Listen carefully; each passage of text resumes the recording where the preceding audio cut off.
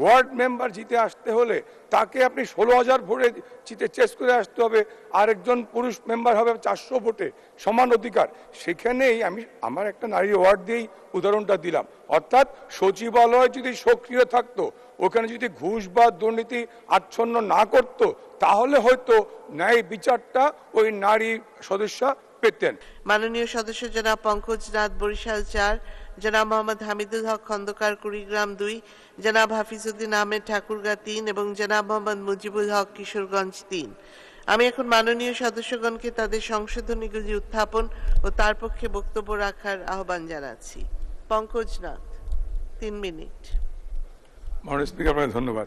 মাননীয় স্পিকার, আমি যে কথাটা মাননীয় মন্ত্রী মহোদয়কে বলতে চেয়েছিলাম তিনি বুঝতে পেরেছেন কিনা, যে ইউনিয়ন পরিষদের 4,500-এর উপরে ইউনিয়ন পরিষদ সেকশন 1টি, আমি তা মাননীয় মন্ত্রী বক্তব্য আমি শুনছিলাম যে 9টি ওয়ার্ড মিলে একটা ইউনিয়ন, একটা ইউনিয়নের ভোটার সংখ্যা বিন্যাস করলে কোনো একটা ওয়ার্ড আছে 400 ভোটার, কোনো একটা ওয়ার্ড আছে 3,000 বা 2,832 ভোটার।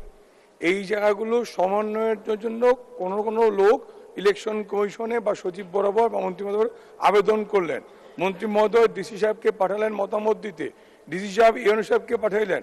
দেখা গেল ইউএনও সাহেব, এসিল্যান্ড সাহেব যা ছিল ওই 400-800 রেখেই বা 2,800 আর 400, রিয়েলিটি আমার হিজলা গ্রুপ ইউনিয়নে একটা ওয়ার্ডের ভোটার হচ্ছে 400, 500, 550, 3টা, কোথাও 2,800, 2,700, 3,200।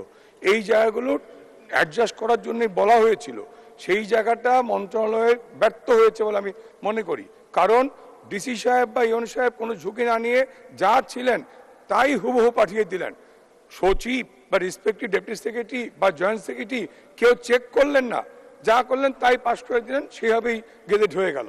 আমাদের দুঃখ হচ্ছে এখানেই, মাননীয় প্রধানমন্ত্রী এত মহতী উদ্যোগ, মাননীয় প্রধানমন্ত্রী নারীর ক্ষমতায়নের জন্যই প্রথম ধাপে 3টি নারী সংরক্ষিত আসন করলেন। তিনি হাইকোর্টে প্রথম নারী বিচারপতি, তিনি সেনাবাহিনীতে প্রথম বিচারপতি, নারী বিচারপতি, সচিবালয় প্রধানমন্ত্রীর কার্যালয়ে নারী সচিব, অর্থাৎ উইমেন এম্পাওয়ারমেন্টের জন্য যা যা করা দরকার মাননীয় প্রধানমন্ত্রী করেছেন। কিন্তু একজন নারী ওয়ার্ড মেম্বার জিতে আসতে হলে তাকে আপনি 16,000 ভোটে জিতে চেস করে আসতে হবে, আরেকজন পুরুষ মেম্বার হবে 400 ভোটে, সমান অধিকার। সেখানেই আমি আমার একটা নারী ওয়ার্ড দিয়েই উদাহরণটা দিলাম। অর্থাৎ সচিবালয় যদি সক্রিয় থাকতো, ওখানে যদি ঘুষ বা দুর্নীতি আচ্ছন্ন না করত, তাহলে হয়তো ন্যায় বিচারটা ওই নারী সদস্য পেতেন। ধন্যবাদ মাননীয় স্পিকার।